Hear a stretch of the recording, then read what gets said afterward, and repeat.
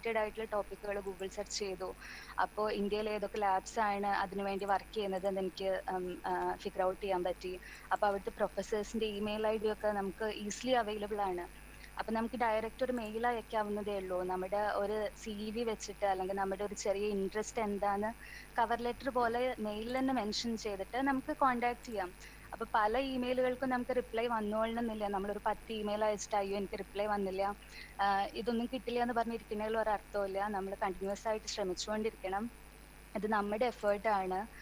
അപ്പൊ നമ്മൾ ചെയ്ത് കഴിഞ്ഞാൽ കിട്ടും എന്നാണ് എനിക്ക് പറയാനുള്ളത്. പിന്നെ ഈ 2 ഇന്റേൺഷിപ്പുകൾ അല്ലാതെ തന്നെ ഞാൻ കോൺഫറൻസുകൾ അറ്റൻഡ് ചെയ്തിരുന്നു. ഒരു 10 ദിവസത്തെ വർക്ക്ഷോപ്പ്, അതും IISc ബാംഗ്ലൂരിൽ തന്നെയായിരുന്നു. അത് ഒരു ക്യാരക്ടറൈസേഷൻ വർക്ക്ഷോപ്പ് ആയിരുന്നു. മെറ്റീരിയൽ ക്യാരക്ടറൈസേഷൻ ടെക്നിക്സിന് വേണ്ടിയിട്ടുള്ള ഒരു വർക്ക്ഷോപ്പ് ആയിരുന്നു. ഇപ്പൊ ഈ ഇന്റേൺഷിപ്പുകളൊന്നും പെയ്ഡ് ഇന്റേൺഷിപ്സ് ആയിരുന്നില്ല. ഇത് രണ്ടും ഞാൻ സ്വന്തം എഫേർട്ടിൽ പോയി സ്വന്തം എക്സ്പെൻസിൽ ചെയ്ത ഇന്റേൺഷിപ്സ് ആയിരുന്നു.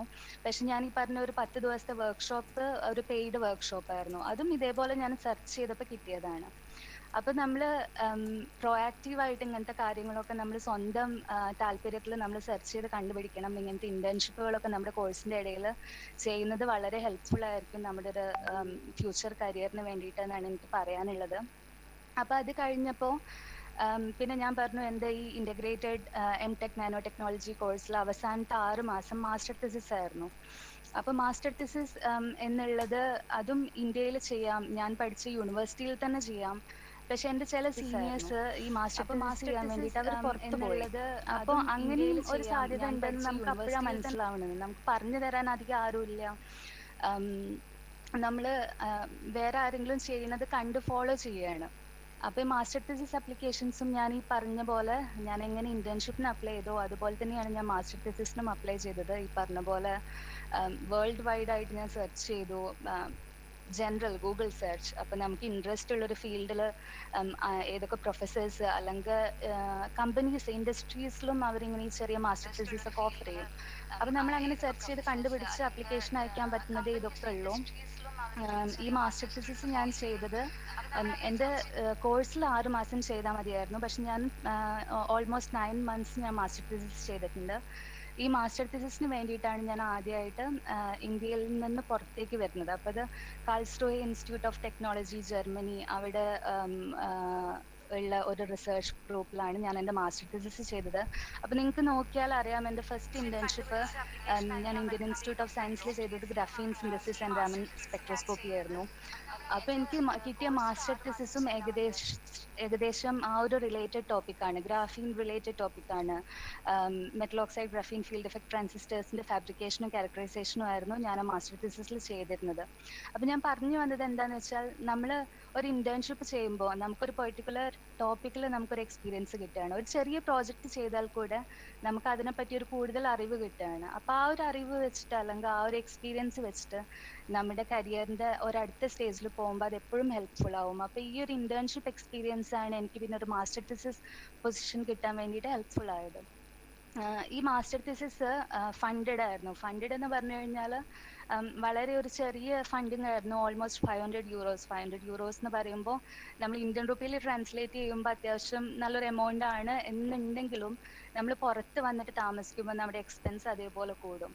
അപ്പൊ ഈ മാസ്റ്റർ തിസിസിന്റെ ടൈമിൽ എനിക്ക് കിട്ടിയിരുന്ന ഫെലോഷിപ്പ് എന്ന് പറഞ്ഞാൽ കഷ്ടിച്ച് നമ്മുടെ ആ ഒരു എക്സ്പെൻസ് കവർ ചെയ്യാം എന്നുള്ളത് മാത്രമേ ഉണ്ടായിരുന്നുള്ളൂ.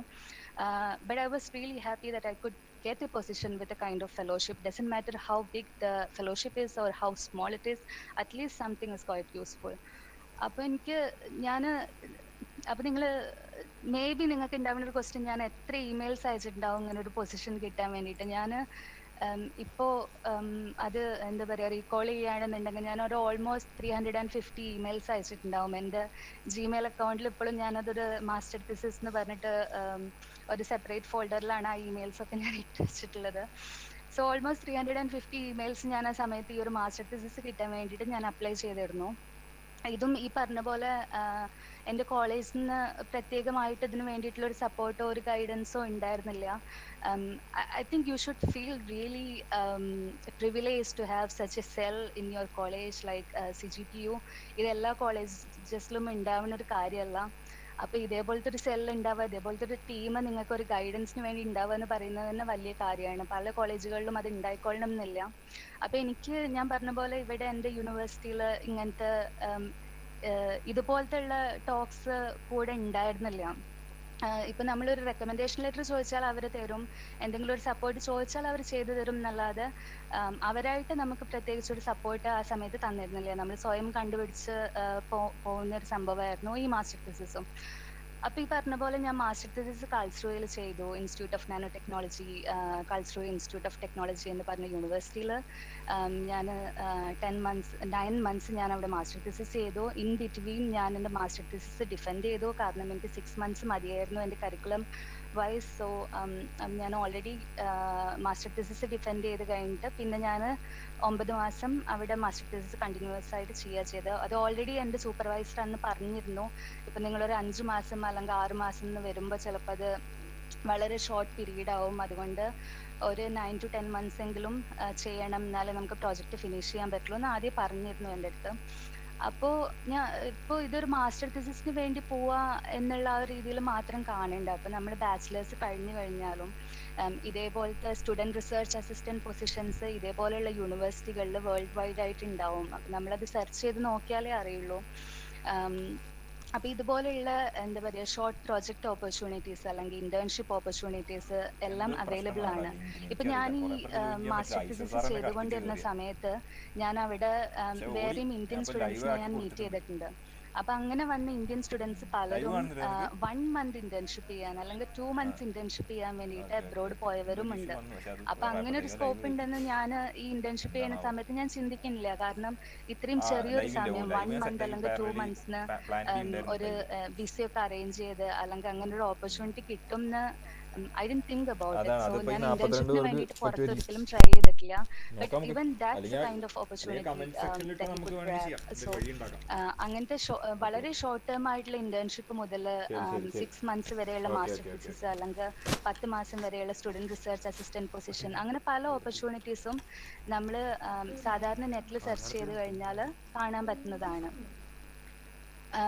അപ്പോൾ ഞാൻ പറഞ്ഞു വരുന്നത് എന്താണെന്ന് വെച്ചാൽ, അപ്പം നമ്മൾ ബാച്ചിലേഴ്സ് ചെയ്യുകയാണെങ്കിലും മാസ്റ്റേഴ്സ് ചെയ്യുകയാണെങ്കിലും നമ്മൾ ഏത് കോഴ്സ് ചെയ്യുകയാണെങ്കിലും ഇതുപോലത്തെ ചെറിയ ഇന്റേൺഷിപ്പുകൾ ഇൻ ബിറ്റ്വീൻ ചെയ്യാൻ പറ്റുന്നുണ്ടെങ്കിൽ അത് നമ്മുടെ ഫർദർ കരിയർ ഡെവലപ്മെന്റിന് ഒരുപാട് ഹെൽപ്പ് ചെയ്യും.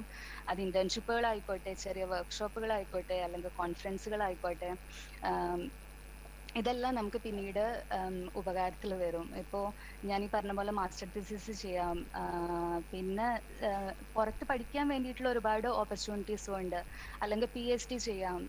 ഇതൊക്കെ നമ്മുടെ എന്താ പറയുക കരിയർ പാത്തിൽ നമുക്ക് ചെയ്യാൻ പറ്റുന്ന കാര്യങ്ങളാണ്. അല്ലെങ്കിൽ ഇപ്പോൾ എനിക്കറിയുന്നിടത്തോളം ഇപ്പം എനിക്ക് തോന്നുന്നത് ഈ മീറ്റിങ്ങിലുള്ള അധികം സ്റ്റുഡൻസും 6th and 8th sem students ആണ്. അപ്പോൾ നിങ്ങൾ ചിലപ്പോൾ ബാച്ചിലേഴ്സ് കഴിഞ്ഞ് ഡയറക്റ്റ് ജോബ് കിട്ടുമോ എന്ന് അങ്ങനെ താല്പര്യമുള്ളവരും ഉണ്ടാവും. അപ്പോൾ ഡയറക്റ്റ് ആയിട്ട് ജോബ് അപ്ലിക്കേഷൻ ചെയ്യാം. അപ്പോൾ പുറത്ത് പോകാൻ താല്പര്യം ഉള്ളവരാണെങ്കിൽ ഞാൻ ഈ പറഞ്ഞു വന്നത് എന്താണെന്ന് വെച്ചാൽ, ഇങ്ങനത്തെ ഒരുപാട് ഓപ്ഷൻസ് നമ്മുടെ മുന്നിലുണ്ട്. ചെറിയ പ്രോജക്റ്റ് ഓപ്ഷൻസ് മുതൽ മാസ്റ്റേഴ്സിന് പുറത്ത് പോകുന്നത് തുടങ്ങി PhD ചെയ്യുന്നത് തുടങ്ങി ഡയറക്റ്റ് ആയിട്ട് ജോബിന് വരെ അപ്ലൈ ചെയ്യാം. അപ്പോൾ ചിലപ്പോൾ പലരും വിചാരിക്കുന്നുണ്ടാവും, ഇപ്പം നമ്മൾ ഇന്ത്യയിൽ ഇരുന്ന് അങ്ങനെ ഒരു ജോബ് അപ്ലൈ ചെയ്ത് കിട്ടുക എന്നുള്ളത് നടക്കുന്ന കാര്യമാണോ എന്നുള്ളത്. ഒരു റെക്കമെൻഡേഷൻ ഇല്ലാതെ അല്ലെങ്കിൽ ആരെങ്കിലും ഒന്ന് പുഷ് ചെയ്യാതെ നമുക്ക് അങ്ങനെ ഒരു പൊസിഷൻ കിട്ടാൻ സാധ്യതയുണ്ടോ എന്ന് എന്നോട് ചോദിച്ചു കഴിഞ്ഞാൽ ഉണ്ട് എന്ന് ഞാൻ പറയും. കാരണം എനിക്കറിയുന്ന എൻ്റെ ഇവിടെയുള്ള പല സുഹൃത്തുക്കളും, അധികം പേരുണ്ടെന്ന് ഞാൻ പറയില്ല, പക്ഷെ എനിക്ക് അറിയുന്ന സുഹൃത്തുക്കളിൽ ഇന്ത്യയിൽ ഇരുന്ന് ഇതേപോലത്തെ ജോബ്സിന് അപ്ലൈ ചെയ്തിട്ട് ഇന്ത്യയിൽ നിന്ന് ഇന്റർവ്യൂ കൊടുത്ത് ഓൺലൈൻ ഇന്റർവ്യൂസ് കൊടുത്ത് ഇവിടെ വന്നിട്ട് ജോയിൻ ചെയ്ത ആളുകളും ഉണ്ട്. സോ എല്ലാത്തിനും സാധ്യതയുണ്ട്, എല്ലാതും നടക്കാൻ പറ്റുന്ന കാര്യങ്ങളാണ് എന്നാണ് എനിക്ക് ഇതിലൂടെ പറയാനുള്ളത്. പിന്നെ നമ്മൾ ചെയ്യേണ്ട ഒരു കാര്യം എന്ന് പറഞ്ഞാൽ നമ്മൾ അതിനു വേണ്ടി ടൈം ഡെഡിക്കേറ്റ് ചെയ്യണം, നമ്മൾ അതിനു വേണ്ടിയുള്ള ഹാർഡ് വർക്ക് ചെയ്യണം. ഇപ്പം Oh my god. നീട്ടി ബ്രേക്കിൽ പോയി.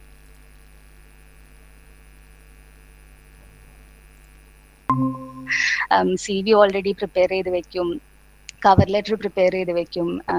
അപ്പൊ ഇത് ഒരു ഹാർഡ് വർക്ക് തന്നെയാണ്. ഇപ്പൊ പക്ഷെ നമ്മൾ കുറെ വീഡിയോസ് കണ്ടിട്ടോ അല്ലെങ്കിൽ വേറെ എന്തെങ്കിലും ആക്ടിവിറ്റീസ് ചെയ്തിട്ട് കളയുന്ന ഒരുപാട് സമയമുണ്ട്. അതിന്ന് ഒരിത്തിരി സമയം ഓർഗനൈസ്ഡ് ആയിട്ട് എടുത്ത് മാറ്റി വെച്ച് കഴിഞ്ഞാൽ ചെയ്യാൻ പറ്റുന്ന കാര്യങ്ങളാണ് ഇതൊക്കെ. പിന്നെ നമ്മള് ഒരിക്കലും ഇന്ത്യയിൽ ഇരുന്നിട്ട് അപ്ലൈ ചെയ്തിട്ട് പുറത്തു പോകാൻ പറ്റുമോ എന്നുള്ളത് ഒരിക്കലും ഒരു ലിമിറ്റേഷൻ ആയിട്ട് കരുതരുത്. The world is really small. നിങ്ങൾ അതിന് ട്രൈ ചെയ്ത് കഴിഞ്ഞാൽ എന്തായാലും നടക്കുന്ന കാര്യങ്ങളാണ് ഇതൊക്കെ.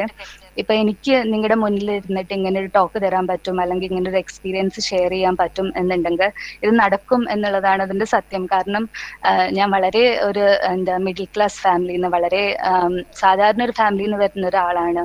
എന്റെ ഫാമിലിയിൽ ആരും അങ്ങനെ ഒരുപാട് പഠിച്ച ആളുകളോ PhD ഉള്ള ആളുകളോ ഒന്നും അല്ല.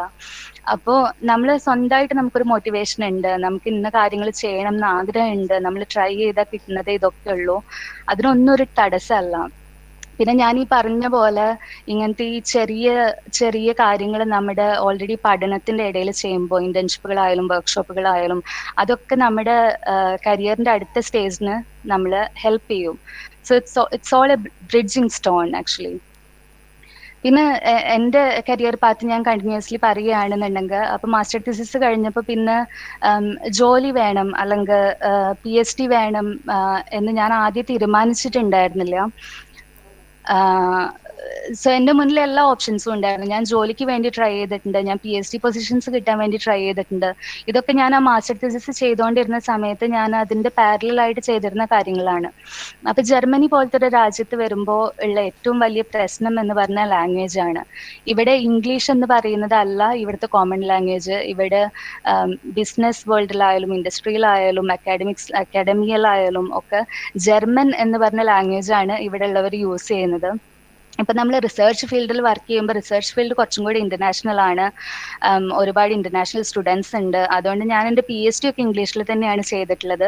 പക്ഷെ ഒരു ജോബ് മാർക്കറ്റിൽ പോകുമ്പോൾ ലാംഗ്വേജ് വളരെ ഇമ്പോർട്ടൻ്റ് ആണ്. അതുകൊണ്ട് തന്നെ ഞാൻ മാസ്റ്റർ തീസിസ് കഴിഞ്ഞിട്ട് ഞാൻ ജർമ്മനിയിൽ ജോബിന് വേണ്ടി ട്രൈ ചെയ്തുകൊണ്ടിരുന്നു. അപ്പോൾ അത് കിട്ടാൻ കുറച്ച് ബുദ്ധിമുട്ടായിരുന്നു.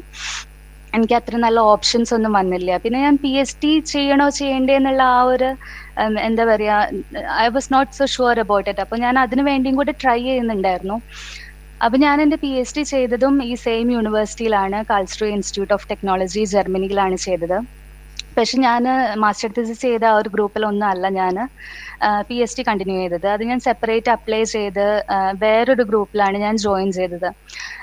PhD-യിൽ എൻ്റെ PhD ടോപ്പിക് എന്ന് പറയുന്നത് ഇൻവെസ്റ്റിഗേഷൻ ഓഫ് ആനോഡ് മെറ്റീരിയൽസ്, ഒരു സ്പിനൈൽ ടൈപ്പ് ആനോഡ് മെറ്റീരിയൽ ആണ് for rechargeable lithium ion batteries. അപ്പോൾ ലിഥിയം അയൺ ബാറ്ററി ആനോഡ് മെറ്റീരിയൽസിലായിരുന്നു ഞാൻ എൻ്റെ PhD ചെയ്തത്.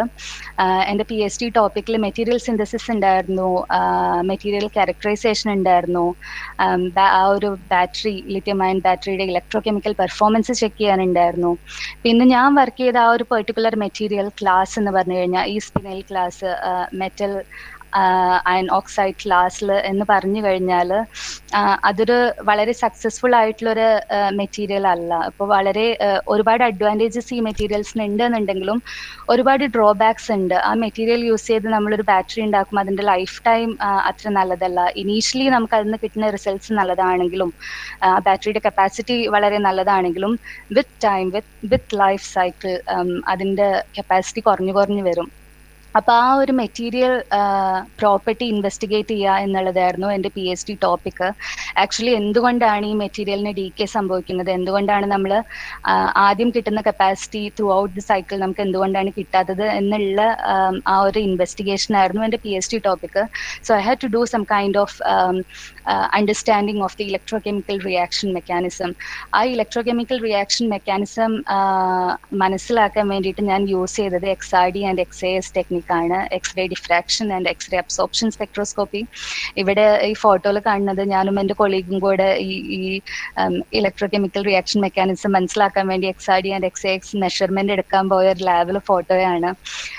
പലരും വിചാരിക്കും PhD ചെയ്യാൻ ഒരുപാട് ബുദ്ധി വേണം, അല്ലെങ്കിൽ അത്രയും ടോപ്പ് 5% നിൽക്കുന്ന ആളുകൾക്കൊക്കെ PhD ചെയ്യാൻ പറ്റുള്ളൂ എന്നാണ്.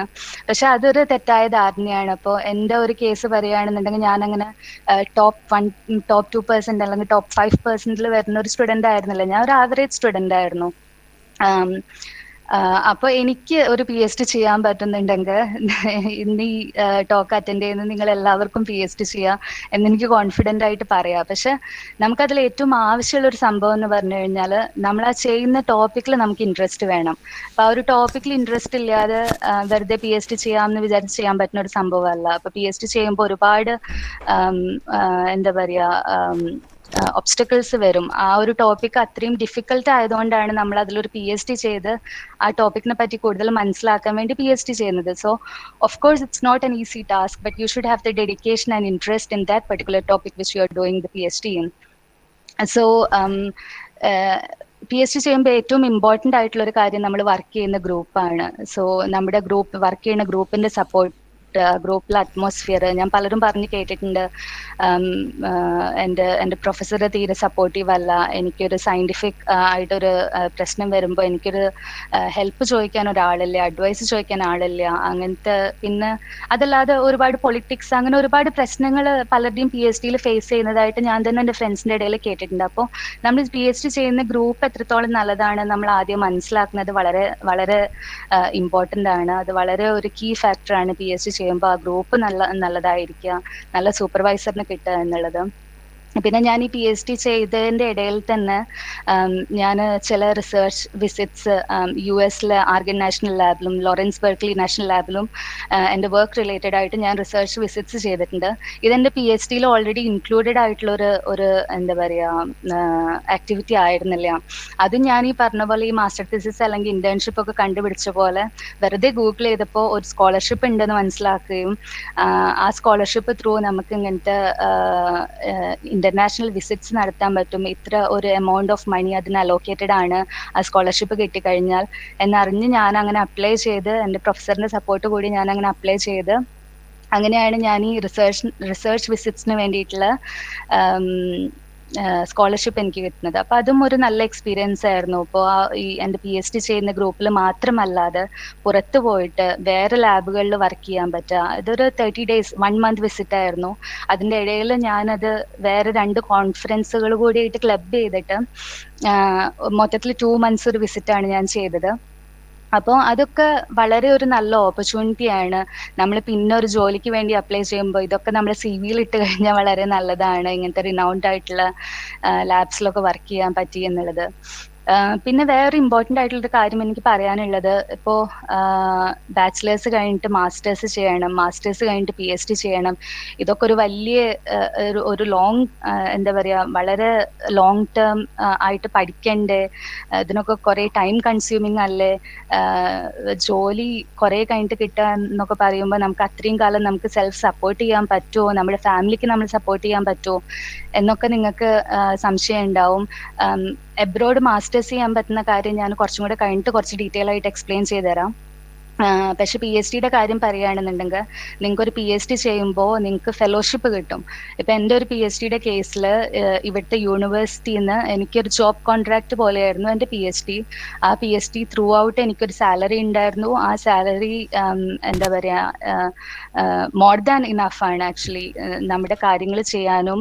ഈവൻ ഞാനിപ്പോൾ BTech MTech ചെയ്തിരുന്ന സമയത്ത് എനിക്ക് എഡ്യൂക്കേഷൻ ലോൺ ഉണ്ടായിരുന്നു. ആ എഡ്യൂക്കേഷൻ ലോൺ ഞാൻ റീപേ ചെയ്യാൻ തുടങ്ങിയത് ഈ PhD ചെയ്തിരുന്ന സമയത്താണ്. സോ PhD വിത്ത് ഫെലോഷിപ്പ് നമുക്ക് ചെയ്യാൻ പറ്റും. പിന്നെ UK പോലെയുള്ള സ്ഥലങ്ങളിൽ ബാച്ചിലർ കഴിഞ്ഞിട്ട് നമുക്ക് ഡയറക്റ്റ് PhDക്ക് ചേരാം.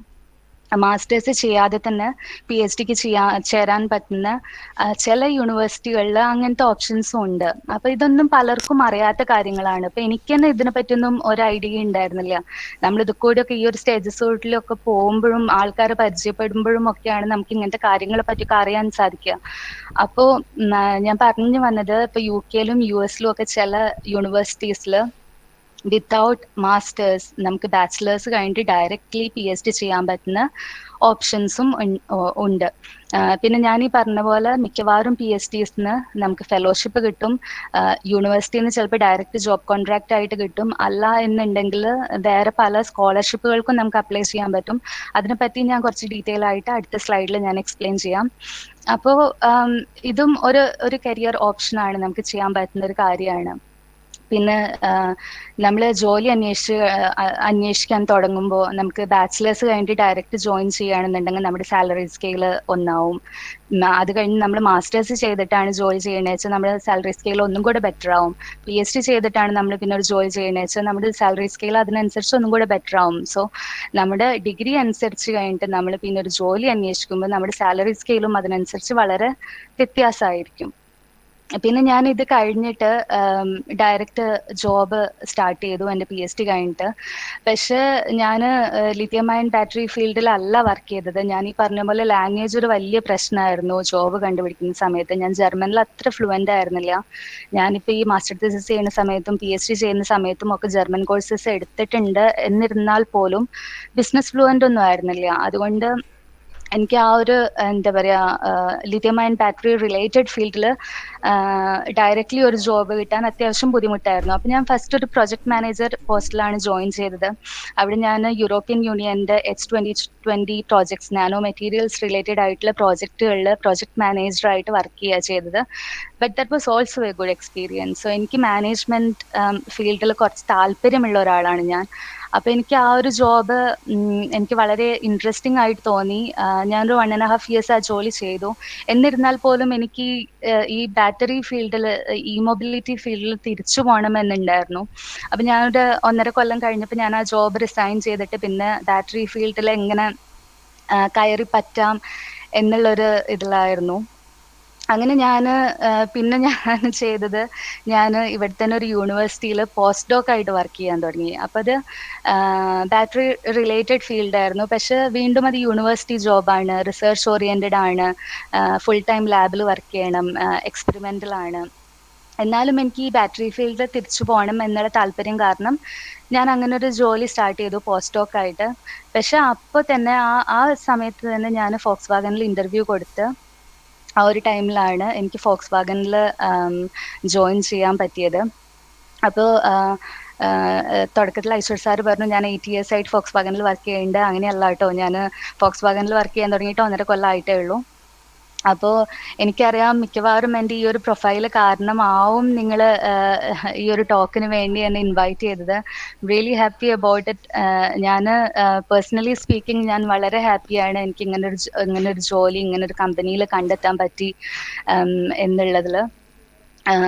And I am really enjoying my job. So എൻ്റെ ജോലിനെ കുറിച്ച് പറയുകയാണെന്നുണ്ടെങ്കിൽ, ഇപ്പോൾ നമ്മളൊരു ലിഥിയം അയൺ ബാറ്ററിനെ കുറിച്ച് പറയുകയാണെന്നുണ്ടെങ്കിൽ, ബാറ്ററിയിൽ ഒരു ആനോഡ് ഉണ്ട്, ഓർ നെഗറ്റീവ് ഇലക്ട്രോഡ്, ഒരു കാഥോഡ് ഉണ്ട്, പോസിറ്റീവ് ഇലക്ട്രോഡ്, സെപ്പറേറ്റർ ഉണ്ട്. അപ്പോൾ ഒരു ബാറ്ററിയിൽ പല കോമ്പണൻസ് ഉണ്ട്. അപ്പോൾ എൻ്റെ വർക്ക് ഏരിയ എന്ന് പറയുന്നത്, ഞാൻ എൻ്റെ PhD ടൈമിൽ വർക്ക് ചെയ്തിരുന്നത് ആനോഡ് മെറ്റീരിയൽസിലായിരുന്നു.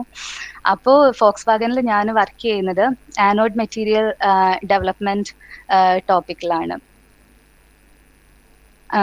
സോ അതാണ് എൻ്റെ ഫോക്സ് വാഗൻ കമ്പനിയിലുള്ള എൻ്റെ ജോബ് പ്രൊഫൈല്. ഇപ്പോൾ e mobility and Volkswagen പറ്റി കുറച്ചും കൂടി ഡീറ്റെയിൽ ആയിട്ട് പറയുകയാണെന്നുണ്ടെങ്കിൽ, ഇതിൻ്റെ എല്ലാം ട്രിഗർ എന്ന് പറയുന്നത് പാരീസ് എഗ്രിമെൻറ്റുമായിട്ട് റിലേറ്റഡ് ആയിട്ടുള്ളതാണ്. നിങ്ങൾക്ക് പലർക്കും അറിയുന്നുണ്ടാവും. I think it was 2015 or 16 എല്ലാ വേൾഡ് ലീഡേഴ്സിൻ്റെയും അല്ലെങ്കിൽ ഒരുപാട് വേൾഡ് ലീഡേഴ്സിൻ്റെയും ഒരു ഗാദറിംഗ് ഉണ്ടായിരുന്നു പാരീസിൽ. അങ്ങനെ അവരൊരു പാരീസ് എഗ്രിമെൻറ്റ് സൈൻ ചെയ്യുകയാണ് ചെയ്തത്. സോ ഈ പാരീസ് എഗ്രിമെൻറ്റിൻ്റെ എയിം എന്ന് പറഞ്ഞാൽ നമ്മൾ global temperature rise less than 2 degree Celsius ആയിട്ട് കൊണ്ടുവരണം എന്നുള്ളതായിരുന്നു ആ ഒരു എഗ്രിമെന്റിന്റെ എയിം എന്ന് പറയുന്നത്. അപ്പൊ അതിൽ പല രാജ്യങ്ങളും സൈൻ ചെയ്തിട്ടുണ്ട്. ഇന്ത്യ അടക്കം പല രാജ്യങ്ങളും, I think around 190 countries they have signed the Paris Agreement.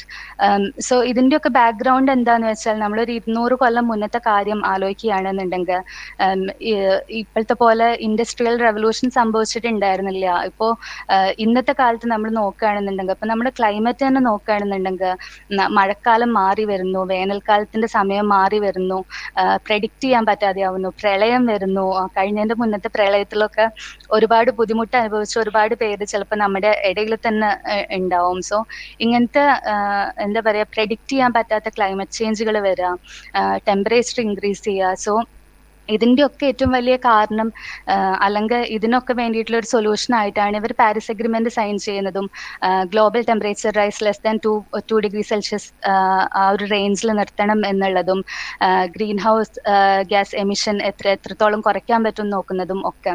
അപ്പൊ ഇതൊക്കെയാണ് ഈ ഒരു ഇ മൊബിലിറ്റി ബൂമിന്റെ എന്താ പറയാ ഇ മൊബിലിറ്റി ട്രിഗർ ചെയ്തിട്ടുള്ള ഒരു കാര്യം. അപ്പൊ ഇപ്പൊ പല കമ്പനീസും ഇപ്പോ ഫോക്സ് വാഗൻ പോലെയുള്ള ഒരുവിധം എല്ലാ ഓട്ടോമൊബൈൽ അല്ലെങ്കിൽ ഓട്ടോമോട്ടീവ് കമ്പനീസും ഇതൊരു മെയിൻ എയിം ആയിട്ട് CO2 എമിഷൻ എങ്ങനെ കുറയ്ക്കാം എന്നുള്ളത് കൂടുതൽ റിസർച്ച് ചെയ്തുകൊണ്ടിരിക്കുകയാണ്. അതിൽ അവർക്ക് എത്രത്തോളം കോൺട്രിബ്യൂട്ട് ചെയ്യാം എന്നുള്ളത് കൂടുതലായിട്ട് എന്താ പറയാ അന്വേഷിച്ചുകൊണ്ടിരിക്കുകയാണ്. അപ്പൊ ഫോക്സ് വാഗൻ ചെയ്യുന്നത് എന്താന്ന് വെച്ചാൽ കമ്പഷൻ എൻജിന്റെ പ്രൊഡക്ഷൻ നിർത്തിയിട്ട് ഇലക്ട്രിക് വെഹിക്കിൾസ് കൊണ്ടുവരാം എന്നുള്ളതാണ് ഫോക്സ് വാഗൻ യൂസ് ചെയ്യുന്ന സ്ട്രാറ്റജി. സോ എനിക്ക് ഇതിനെ പറ്റി അധികം ഡീറ്റെയിൽ ആയിട്ട് പറയാൻ കുറച്ച് റെസ്ട്രിക്ഷൻസ് ഉണ്ട്. കമ്പനി വൈസ് എനിക്ക് അധികം ഇതിനെപ്പറ്റി ഓപ്പൺ ആയിട്ട് സംസാരിക്കാൻ റെസ്ട്രിക്ഷൻസ് ഉണ്ട്. പക്ഷെ ഈ വർഷം മാർച്ചിൽ ഞങ്ങളുടെ കമ്പനിയുടെ higher management level power day എന്ന് പറഞ്ഞ ഒരു ഇവന്റ് ഓർഗനൈസ് ചെയ്തിരുന്നു. ഈ ഫോക്സ് വാഗൻ പവർ ഡേയിൽ ഫോക്സ് വാഗന്റെ സ്ട്രാറ്റജി എന്തൊക്കെയാണ്, ഈ മൊബിലിറ്റി സെക്ടറിൽ ഫോക്സ് വാഗൻ കൊണ്ടുവരാൻ ഉദ്ദേശിക്കുന്ന ചേഞ്ചസ് എന്തൊക്കെയാണ് എന്നൊക്കെ വളരെ ക്ലിയർ ആയിട്ട് ഹയർ മാനേജ്മെന്റ് ലെവലിന് എക്സ്പ്ലനേഷനും സ്ട്രാറ്റജിയും പ്രസന്റ് ചെയ്തിട്ടുണ്ട്. അപ്പൊ ഈ സ്ലൈഡ്സ് ഒക്കെ പബ്ലിക്കലി അവൈലബിൾ ആണ്. യൂട്യൂബിൽ ഇതിനെ പറ്റിയിട്ടുള്ള ഇതിന്റെ ഈ പവർ ഡേയുടെ വീഡിയോ യൂട്യൂബിൽ അവൈലബിൾ ആണ്. എന്നാലും എനിക്ക് പറയാൻ പറ്റുന്ന കാര്യങ്ങൾ എന്ന് വെച്ച് കഴിഞ്ഞാൽ ഫോക്സ് വാഗനിൽ ഞങ്ങൾ കോൺസെൻട്രേറ്റ് ചെയ്തിട്ടുള്ളത് as I side earlier the production of electric vehicles. അപ്പോൾ ഇലക്ട്രിക് വെഹിക്കിൾസ് മാനുഫാക്ചർ ചെയ്യണം എന്നുണ്ടെങ്കിൽ it starts from the battery cell. ഇപ്പൊ ബാറ്ററി സെല്ലല്ല അതിന്റെ സ്റ്റാർട്ടിങ്, ബാറ്ററി സെൽ കമ്പോണൻസ് ആണ് അതിന്റെ സ്റ്റാർട്ടിങ്. അപ്പൊ ഞാൻ ഈ പറഞ്ഞ പോലെ ആനോഡ് മെറ്റീരിയൽ വേണം, കാഥോഡ് മെറ്റീരിയൽ വേണം, സെപ്പറേറ്റർ വേണം, സെൽ ഹൗസിംഗ് വേണം, സെൽ ഡിസൈൻ വേണം. അങ്ങനെ ഒരു ബാറ്ററി സെല്ലിൽ തുടങ്ങി ബാറ്ററി സിസ്റ്റം ഡെവലപ്പ് ചെയ്ത് അത് നമ്മൾ കാറിൽ ഇംപ്ലിമെന്റ് ചെയ്ത് അതോടെ തീരുന്നില്ല. if it has to be sustainable, it has to follow the loop. അപ്പൊ നമ്മൾ ഫസ്റ്റ് യൂസിൽ മാത്രം കോൺസെൻട്രേറ്റ് ചെയ്യാൻ പറ്റില്ല. അപ്പൊ ഫസ്റ്റ് യൂസ് ബാറ്ററി കഴിഞ്ഞ ബാറ്ററിയുടെ സെക്കൻഡ് യൂസ് നമുക്ക് ചെയ്യാൻ പറ്റും. അത് കഴിഞ്ഞ് ഈ ബാറ്ററി നമുക്ക് റീസൈക്കിൾ ചെയ്യാൻ പറ്റും. ഈ ഇതിലെ മെറ്റീരിയൽസ് ആയാലും ബാറ്ററി സെല്ലിന്റെ കോമ്പണൻസ് ആയാലും നമുക്ക് റീസൈക്കിൾ ചെയ്യാൻ പറ്റും. അങ്ങനെ റീസൈക്കിൾ ചെയ്ത് ബാക്ക് ടു സ്ക്വയർ വൺ വീണ്ടും അത് ബാറ്ററി വീണ്ടും എന്താ പറയുക നമ്മുടെ പ്രൊഡക്ഷന്റെ സ്റ്റേജ് 1 അതെങ്ങനെ എത്തിക്കാം. So it's a closed loop. So ഇതാണ് ഫോക്സ് വാഗന്റെ സ്ട്രാറ്റജി. സോ ബാറ്ററി ഡെവലപ്മെന്റ് ആക്ടിവിറ്റീസ് ഉണ്ട്, എന്താ പറയുക ഇലക്ട്രിക് വെഹിക്കിൾ പ്രൊഡക്ഷൻ ഉണ്ട്, റീസൈക്ലിംഗ് ആക്ടിവിറ്റി ഉണ്ട്. So it's a closed loop and we are concentrating on everything.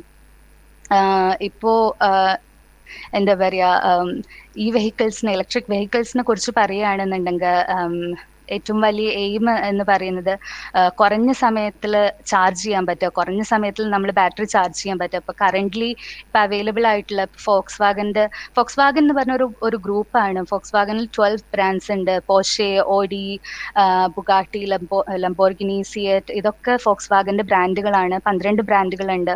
അപ്പൊ ഇതില് എന്താ പറയാ പാസഞ്ചർ കാർസ് ഉണ്ട്, സ്പോർട്സ് കാർസ് ഉണ്ട്. അപ്പൊ അങ്ങനെ പല സെക്ടറും ഉണ്ട്.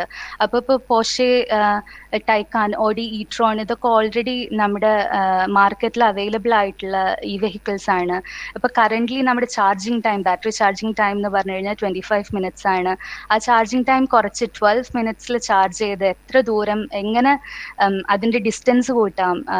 Ultra fast charging together with the improvement in the life cycle, or how further we can drive with an electric vehicle. It's the main aim of the company, and for this we have implemented several strategies, starting from the material side to cell design to recycling. So ഒരുപാട് activities ഈ ഒരു സെക്ടറിലുണ്ട്. ഇപ്പൊ ഞാൻ ഇതെങ്ങനെ നിങ്ങളുടെ mechanical engineering അല്ലെങ്കിൽ നിങ്ങൾ പഠിക്കുന്ന ഫീൽഡായിട്ട് എങ്ങനെ കണക്റ്റഡ് ആവാം എന്ന് ചോദിച്ചു കഴിഞ്ഞു കഴിഞ്ഞാൽ, if I understand it correctly, mechanical engineering പഠിക്കുമ്പോൾ നിങ്ങൾ മെറ്റീരിയൽസ് എഞ്ചിനീയറിംഗ് കവർ ചെയ്യുന്നുണ്ട്. അപ്പോൾ ഈ പറഞ്ഞ പോലെ നിങ്ങൾ മാസ്റ്റേഴ്സ് ചെയ്യാൻ ആഗ്രഹിക്കുന്നവരാണെങ്കിൽ നിങ്ങളുടെ മാസ്റ്റേഴ്സ് നിങ്ങൾക്ക് ഒരു പെർട്ടിക്കുലർ ടോപ്പിക്കിൽ ഇപ്പൊ മെറ്റീരിയൽസ് എഞ്ചിനീയറിംഗ് ആണെങ്കിലും അങ്ങനെ എന്താ പറയുക ഈ റിലേറ്റഡ് ആയിട്ടുള്ള ടോപ്പിക്കിൽ നിങ്ങൾക്ക് മാസ്റ്റേഴ്സ് ചെയ്തിട്ട് ഈ ഒരു ഫീൽഡിലേക്ക് എത്തിപ്പെടാൻ വളരെ എളുപ്പമാണ്. ഇപ്പൊ മെറ്റീരിയൽസ് എഞ്ചിനീയറിംഗ് മാത്രമല്ല, തെർമൽ സിമുലേഷൻ വളരെ ഒരു ഇമ്പോർട്ടൻറ്റ് കാര്യമാണ് ഈ മൊബിലിറ്റിയിൽ വരുമ്പോൾ. ഈ എന്താ പറയാ ബാറ്ററി ചാർജ് ചെയ്യുന്നതിനനുസരിച്ച് ഒരുപാട് ഹീറ്റ് പ്രൊഡ്യൂസ് ആവും. അപ്പോൾ ഈ സേഫ്റ്റി വളരെ ഒരു ഇമ്പോർട്ടൻറ്റ് ഫാക്ടറാണ്. So thermal simulation is a big thing. പിന്നെ സെൽ ഡിസൈൻ ഒരു മേജർ എന്താ പറയാ ഒരു ഏരിയ ആണ്. പിന്നെ എന്ന് പറഞ്ഞു കഴിഞ്ഞാൽ ഇപ്പോൾ എനർജി മാനേജ്മെന്റ് അല്ലെങ്കിൽ പ്രൊഡക്റ്റ് എഞ്ചിനീയറിങ് അങ്ങനത്തെ നിങ്ങൾ മാസ്റ്റേഴ്സ് ചെയ്യുമ്പോൾ നിങ്ങൾക്ക് സ്പെഷ്യലൈസ് ചെയ്യാൻ പറ്റുന്ന ഒരുപാട് ഫീൽഡ് ഈ മൊബിലിറ്റി ആയിട്ട് റിലേറ്റഡ് ആണ്. സോ ഇതൊക്കെയാണ് എനിക്ക് ഈ ഒരു ഇ മൊബിലിറ്റി സെക്ടറിനെ പറ്റിയിട്ട് എന്താ പറയാ ഒരു ചെറിയ ഓവർവ്യൂ പോലെ തരാനുള്ളത്. പിന്നെ ഞാൻ കുറച്ചും കൂടെ ഇപ്പൊ നിങ്ങള് ബാച്ചിലർ കഴിഞ്ഞു കഴിഞ്ഞാൽ അടുത്ത സ്റ്റെപ്സ് ജർമ്മനിയിൽ എന്തൊക്കെ പോസിബിലിറ്റി ഉണ്ട് എന്ന് നിങ്ങൾക്ക് ഒരു ചെറിയ ഇൻസൈറ്റ് തരണം എന്നുകൂടെ ഞാൻ വിചാരിച്ചു. സോ പൊതുവേ നിങ്ങൾ മാസ്റ്റേഴ്സ് ചെയ്യാൻ വേണ്ടി ജർമ്മനിയിൽ വരികയാണെന്നുണ്ടെങ്കിൽ ജർമ്മനിയിലെ പബ്ലിക് ഫണ്ടഡ് യൂണിവേഴ്സിറ്റിയിൽ ട്യൂഷൻ ഫീ ഇല്ല. It's tuition free education system. Tuition free education system എന്ന് പറയുന്നത് നമുക്ക് സെമസ്റ്റർ ഫീസ് ആയിട്ട് ഒരു എമൗണ്ട് അടയ്ക്കേണ്ട കാര്യമില്ല. രജിസ്ട്രേഷൻ ഫീ മാത്രമേ ഉള്ളൂ. രജിസ്ട്രേഷൻ ഫീ എന്ന് പറഞ്ഞാൽ ഓൾമോസ്റ്റ് 10,000 റുപ്പീസ് മാത്രമാണ് രജിസ്ട്രേഷൻ ഫീ വരുന്നത്. പക്ഷെ നമുക്ക് പുറത്ത് വരുമ്പോഴുള്ള ചെലവ് എന്താന്ന് വെച്ചാൽ നമ്മുടെ മന്ത്ലി എക്സ്പെൻസ് അത്യാവശ്യം നല്ലോണം വരും. ഒരു 40,000 അല്ലെങ്കിൽ 50,000 റുപ്പീസ് മന്ത്ലി നമുക്ക് ചെലവ് വരും ട്യൂഷൻ ഫീ ഇല്ലെങ്കിൽ കൂടി. സോ അതിന് വേണ്ടിയിട്ടുള്ള ഒരു റിസോഴ്സ് നമ്മൾ കണ്ടെത്തണം. ബാങ്ക് ലോൺ എടുക്കുക, എഡ്യൂക്കേഷൻ ലോൺ എടുക്കുക എന്നുള്ളത് ഒരു ബേർഡൻ ആണെങ്കിൽ കൂടെ അത് നിങ്ങൾക്ക് ഈസി ആയിട്ട് ചെയ്യാം. അതിലൊരു റിസ്ക് ഇല്ല എന്നാണ് എനിക്ക് പറയാനുള്ളത്. ഇപ്പം നിങ്ങൾ ഈ ജർമ്മനി പോലുള്ള ഒരു സ്ഥലത്ത് ഇതേപോലത്തെ ഏതെങ്കിലും ഒരു കോഴ്സ് ചെയ്ത് കഴിഞ്ഞാൽ ഇവിടെ ഈ മെക്കാനിക്കൽ എഞ്ചിനീയറിംഗ് ആയാലും ഈ റിലേറ്റഡ് മാസ്റ്റേഴ്സ് ഫീൽഡിലുള്ള ജോബ് ഓപ്പർച്യൂണിറ്റീസ് വളരെ കൂടുതലാണ്. അപ്പം നമ്മളൊരു എഡ്യൂക്കേഷൻ ലോൺ എടുത്തിട്ട് അങ്ങനെ സപ്പോർട്ട് ചെയ്ത് വരികയാണെങ്കിൽ കൂടെ ഭാവിയിൽ അത് തിരിച്ചടയ്ക്കാൻ ഒരു ജോലി കിട്ടിക്കഴിഞ്ഞാൽ നിങ്ങൾക്ക് ഒരു ബുദ്ധിമുട്ടും ഉണ്ടാവില്ല. പക്ഷെ നിങ്ങളത് കറക്റ്റായിട്ട് കോഴ്സ് കംപ്ലീറ്റ് ചെയ്യണം. ആ ജോയിൻ ചെയ്ത അതേ മോട്ടിവേഷൻ പിന്നീട് പഠിക്കാനും കാണിക്കണം. ഇപ്പം എനിക്കറിയാവുന്ന എൻ്റെ ഫ്രണ്ട് സർക്കിളിലുള്ള പലരും തന്നെ വന്ന ശേഷം പിന്നെ കുറച്ച് ഒന്ന് ഉഴപ്പി ചിലപ്പോൾ ഇവിടെ എന്ന് പറഞ്ഞു കഴിഞ്ഞാൽ ഇപ്പം നമുക്കൊരു എക്സാം കറക്റ്റായിട്ട് എഴുതിയെടുക്കാൻ പറ്റിയില്ല എന്നുണ്ടെങ്കിൽ എക്സ് മെട്രിക്കുലേഷനൊക്കെ കുറച്ച് സ്ട്രിക്റ്റ് റൂൾസ് ആണ്. അപ്പം നമുക്ക് കുറേ വട്ടം അത് അറ്റംപ്റ്റ് ചെയ്യാൻ പറ്റില്ല. അപ്പം അങ്ങനത്തെ റൂൾസ് ഒക്കെ കുറച്ച് സ്ട്രിക്റ്റ് ആണ്. അപ്പം നമ്മൾ പഠിക്കുമ്പോൾ അത് കറക്റ്റായിട്ട് കറക്റ്റ് ടൈമിൽ നമ്മളത് ചെയ്തു പോകണം. പിന്നെ പാർട്ട് ടൈം ജോബ്സിൻ്റെ പോസിബിലിറ്റീസും ഉണ്ട്. അപ്പോൾ നമ്മൾ ഈ മന്ത്ലി എക്സ്പെൻസ് അങ്ങനെയും കവർ ചെയ്യാൻ പറ്റും. അപ്പോൾ പാർട്ട് ടൈം ജോലി എന്ന് പറയുമ്പോൾ ചിലപ്പോൾ ഒരു റെസ്റ്റോറൻറ്റിൽ വർക്ക് ചെയ്യാനോ അല്ലെങ്കിൽ ഇപ്പോൾ യൂണിവേഴ്സിറ്റീസിൽ തന്നെ PhD സ്റ്റുഡൻസിന് അല്ലെങ്കിൽ പോസ്റ്റ് ഡോക്ക് ചെയ്യുന്ന ആളുകളെ സപ്പോർട്ട് ചെയ്യാൻ വേണ്ടിയിട്ടുള്ള അങ്ങനത്തെ ചെറിയ സ്റ്റൈപ്പൻഡോട് കൂടിയിട്ടുള്ള ജോലി അങ്ങനെ ഉണ്ട്. അപ്പോൾ പലതരത്തിലുള്ള ജോലി നമുക്ക് ചെയ്യാം. ഇപ്പോൾ പഠിത്തത്തിന്റെ കൂടെ പാർട്ട് ടൈം ജോലി ചെയ്യുക എന്നുള്ളത് കുറച്ച് ബുദ്ധിമുട്ടുള്ള കാര്യമാണ്. പക്ഷെ നിങ്ങൾ മനസ്സ് വെച്ചാൽ അതും ചെയ്യാവുന്ന കാര്യമേ ഉള്ളൂ. പാർട്ട് ടൈം ജോലീസിന്റെ ഓപ്പർച്യൂണിറ്റീസ് ഇവിടെ ഇഷ്ടംപോലെ ഉണ്ട്. ഇപ്പൊ ഈ കൊറോണ സമയത്ത് അത് കുറവാണ്. ഇപ്പൊ എനിക്കറിയാവുന്ന കുട്ടികൾ തന്നെ ഈ കൊറോണ സമയത്ത് ഇപ്പൊ ഇവിടെ റെസ്റ്റോറൻറ്റ്സ് ഒക്കെ ഇട്ടിരിക്കുകയാണ്. ലോക്ക്ഡൌണിന്റെ സമയത്ത് ഇങ്ങനെ പാർട്ട് ടൈം ജോലി കിട്ടുക എന്നുള്ളത് കുറച്ച് ബുദ്ധിമുട്ടാണ്. പക്ഷെ we are all hoping for a better tomorrow, right? So വാക്സിനേഷന്റെ rate കൂടുന്നതനുസരിച്ച്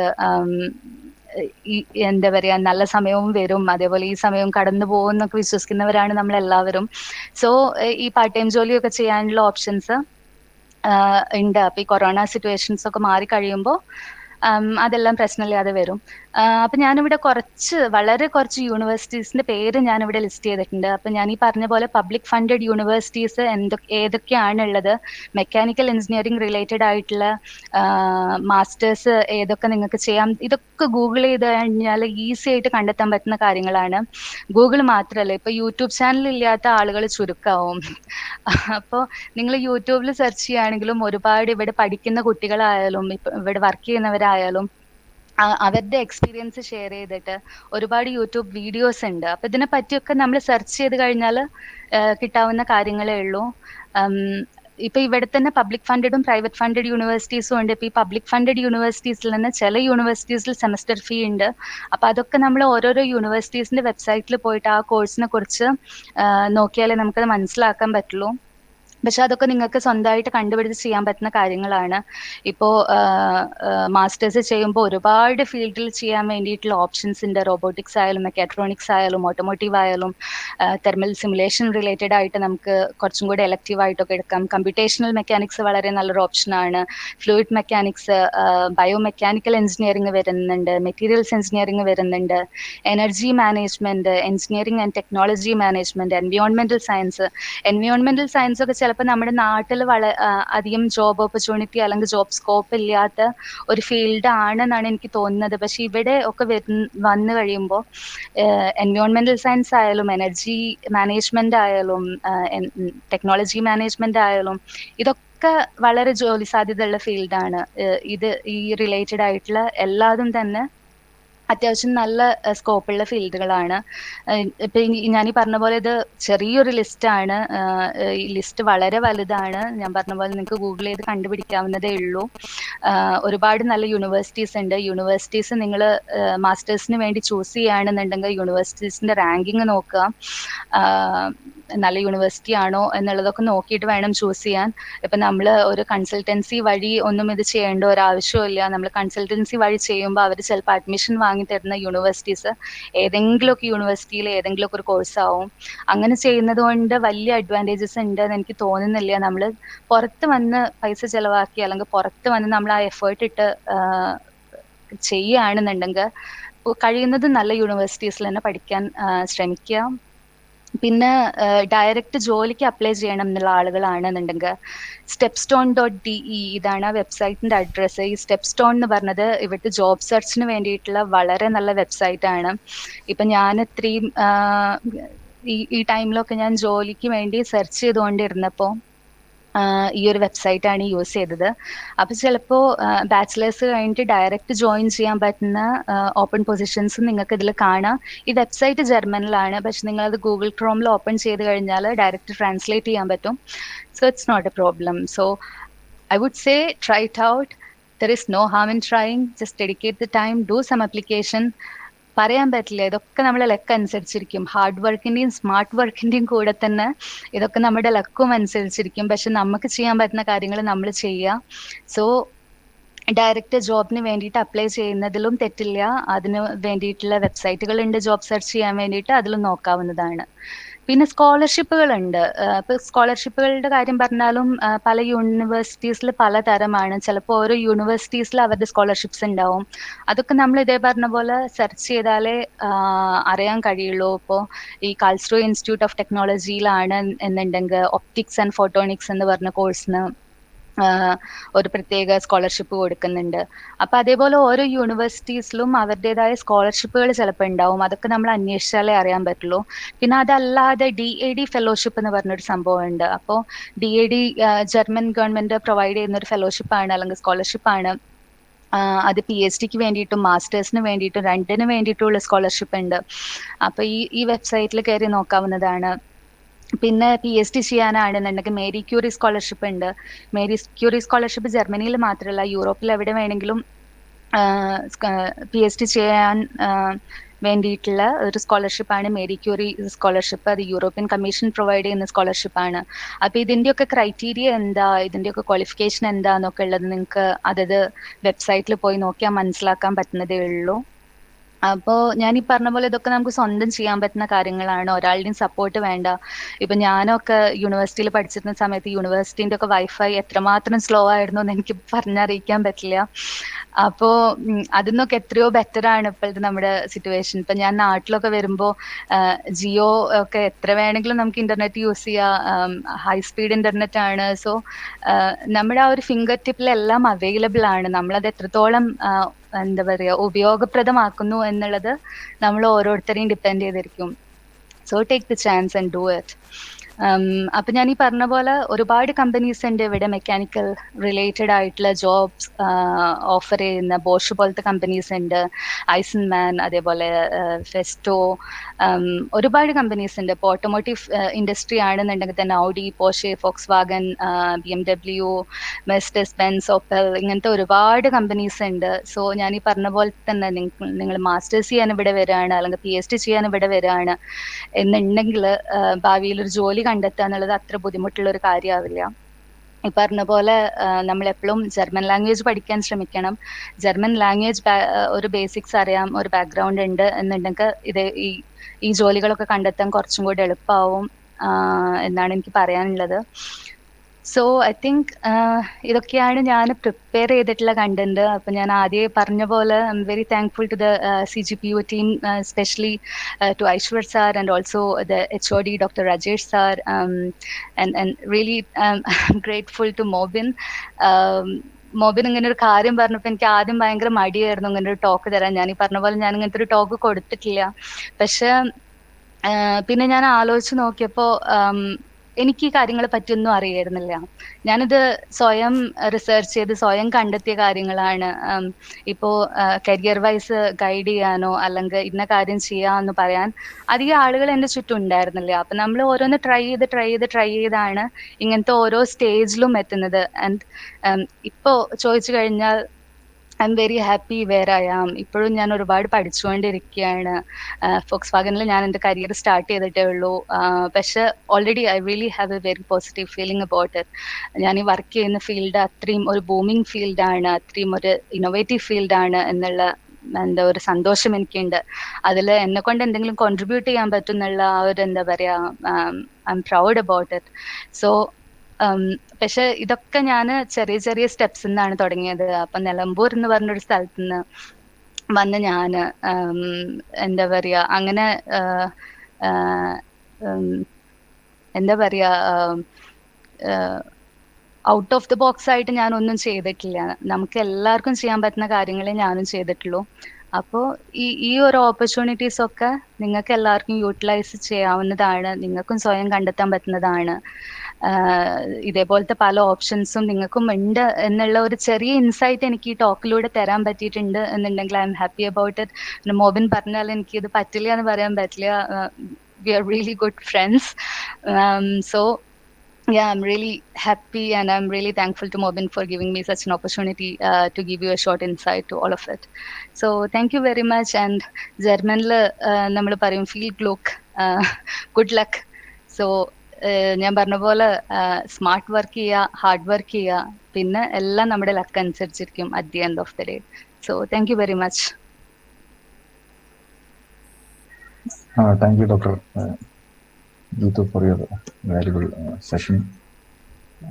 Students, just can anybody having any queries related to this, just 5 minutes time. If you have any doubts, we can have just a 5-minute session.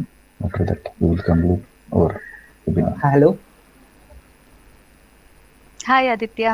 Yes, Hello, ma'am. It was a good session. It was really good. You have great insight about Germany. So currently, I'm looking into masters in abroad. So I have been looking into UK and Germany. And the basic thing I wanted to ask you is like, what are the entry requirements into public universities? And how are they different from private universities in Germany? Actually, it all depends. Actually, it's a normal question you get from everyone or anybody who is trying to get an admission abroad. What are the requirements? Is there an IELTS or TOEFL requirement? Is there a German language requirement? So I'm not completely aware of it, but actually it will also depend upon the university. So it's not one particular system which applies for all of it. It actually depends upon university and also course. So I would recommend to better shortlist the universities which are interesting for you, and then go into that particular profile or website and check for the requirements. But what I can say is that German language is not required. ഇപ്പോൾ നമ്മൾ മാസ്റ്റേഴ്സിന് വരുമ്പോൾ നമ്മുടെ medium of learning എന്തായാലും English ആവും. English courses ഒരുപാട് available ആണ്, അല്ലെങ്കിൽ mostly masters courses എല്ലാം ഇംഗ്ലീഷിലാണ്. അതുകൊണ്ട് ജർമ്മൻ ലാംഗ്വേജ് റിക്വയർമെന്റ് എന്തായാലും വരില്ല. പക്ഷേ ഈ IELTS TOEFL പോലത്തെ എന്തെങ്കിലും ഒന്ന് വരാൻ സാധ്യതയുണ്ട്. UK-ലാണെങ്കിൽ സ്പെഷ്യലി അതെന്തായാലും അതൊരു ക്രൈറ്റീരിയ അല്ലെങ്കിൽ അതൊരു റിക്വയർമെന്റ് ആയിട്ടുണ്ടാവും. പിന്നെ നമ്മുടെ ബാച്ചിലേഴ്സിന്റെ CGPA അല്ലെങ്കിൽ GPA ഇമ്പോർട്ടൻ്റ് ആണ്. സോ അത് ഓരോ യൂണിവേഴ്സിറ്റീസും ഓരോ തരത്തിലാണ് കാൽക്കുലേറ്റ് ചെയ്യുക. അപ്പോൾ അത് യൂണിവേഴ്സിറ്റീസ് അനുസരിച്ച് അല്ലെങ്കിൽ പ്ലേസ് അനുസരിച്ച് അത് എങ്ങനെ കാൽക്കുലേറ്റ് ചെയ്യാം എന്നുള്ള GPA കാൽക്കുലേറ്റർ ഒക്കെ അവൈലബിൾ ആണ്. അപ്പം നമ്മുടെ സ്കോർസ് ഒക്കെ അതിലിട്ടിട്ട് നമ്മൾ എലിജിബിൾ ആണോ എന്നുള്ളതൊക്കെ നമുക്ക് ഓൺലൈൻ ചെക്ക് ചെയ്യാൻ പറ്റും.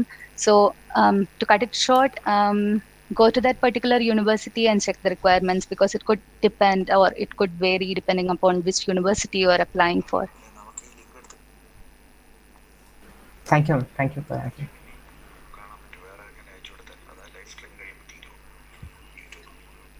Any more questions from student side, faculty side?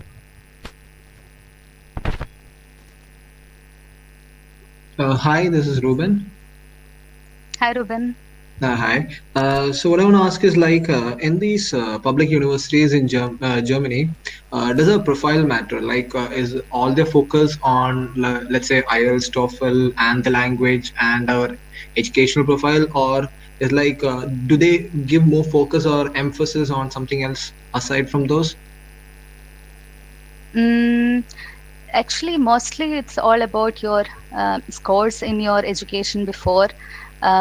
The requirements like language requirements, but I think in some courses they also ask for certain experience. I think it depends upon the course, but there are also courses where you need relevant industrial experiences like 1 or 2 years. But I think there are not many courses which require such a experience or previous experience as the requirement. So most often it's just about your previous bachelor score and the language requirements and so on. Okay, so it's even more harder. So we can assume that it's even more harder to get into the public universities compared to the private ones. Yeah, it could be harder actually. Yeah. It could be hard, but I wouldn't say it's super hard. Yeah, I get it. Thank you. Yep.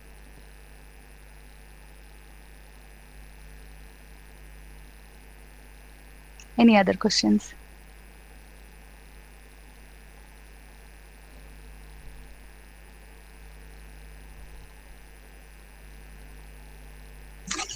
Rajesh sir, shall we conclude or?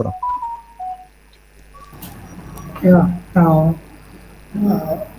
Ma'am, how much is the importance of this internship which they are doing?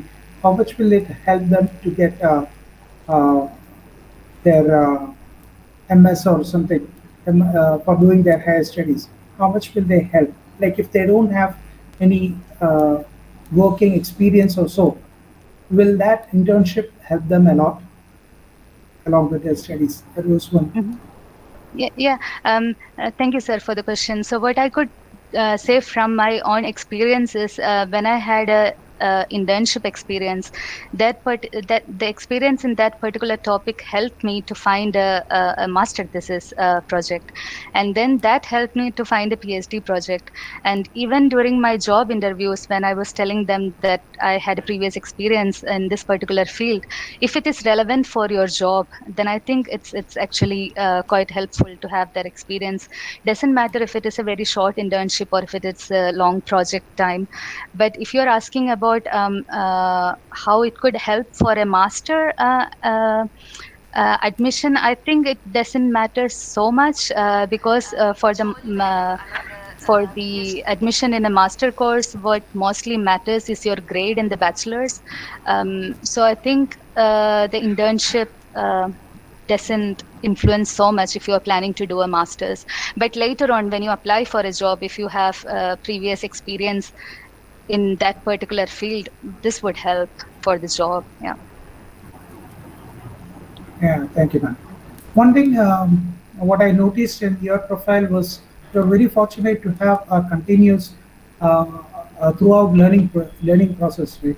During your schoolings, and then there was no short break or anything during your technical bachelor's, and then you had fortunate to continue with your master's and then with your PhD. Uh, And how how how do you feel? Like, do you feel the importance of that, or do you feel like okay, you can have a short break and then have a go and have some work experience, and then if you did you compare it like that, or do you find yeah, any? yeah. Yeah, definitely. Thank you for this question. This is a very good question. I'm glad that you asked it. So from my profile, it seems like I didn't had any break, but I have to say after my higher secondary school, I took 1 year of a break. This was especially because of some of my health conditions, so I had to do a surgery. So for this, I took a break, but that was of course during my early career, so it doesn't affect so much. So there I had a break of 1 year, and then later on, after my first job, I think I had a break of 3 months.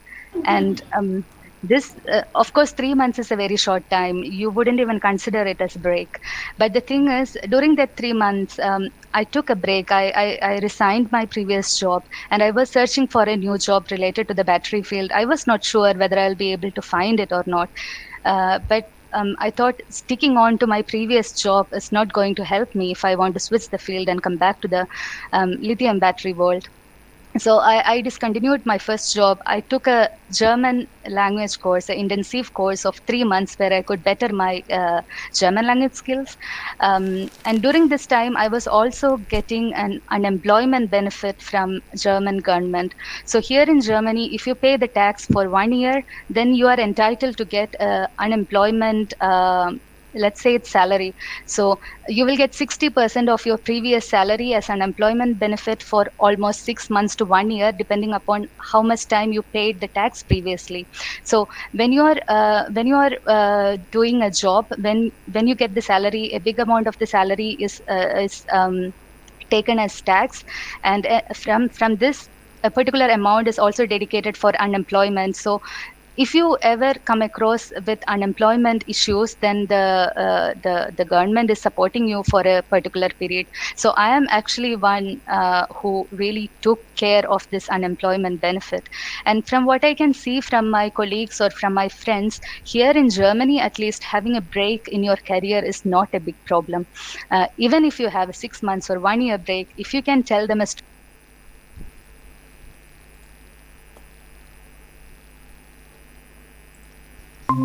I don't know, let's say I wanted to do some extracurricular activities, or I want to travel the world, they don't take it as a bad point. If you have a proper explanation for your break, then it's never a problem. And actually, even after bachelor, if you're doing 2 years of job in some company, and later you decide to join for master or yeah,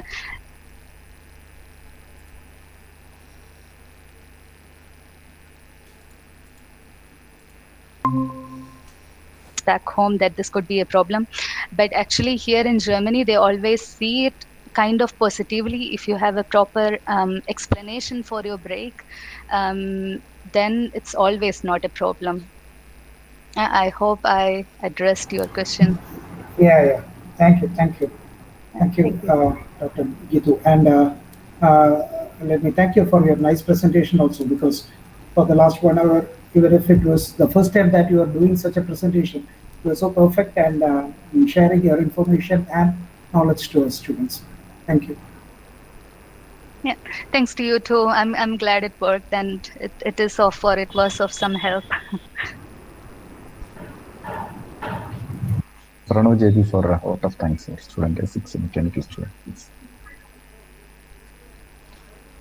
Am I audible? Yeah.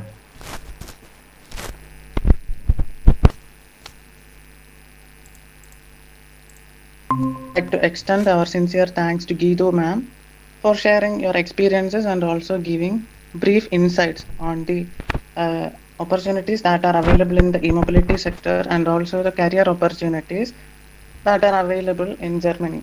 And also you shared how the life or how staff works in Germany. That was great. And next, I would like to express our sincere gratitude to our HOD, Rajesh sir, for his constant support, and also Aishwar sir and Mobin sir for organizing this talk session. Also, thank you all the participants for your active participation. Finally, Gitu ma'am, we would like to thank you for clearing our queries, and also we expect to receive your help in future for those of us who are interested for higher studies and job opportunities. opportunities in Germany and other abroad states. Thank you all. Yeah, thank you very much, Pranav, and thank you everyone once again. Have a nice afternoon. Bye bye. Thank you all. Thank you. Thank you very much.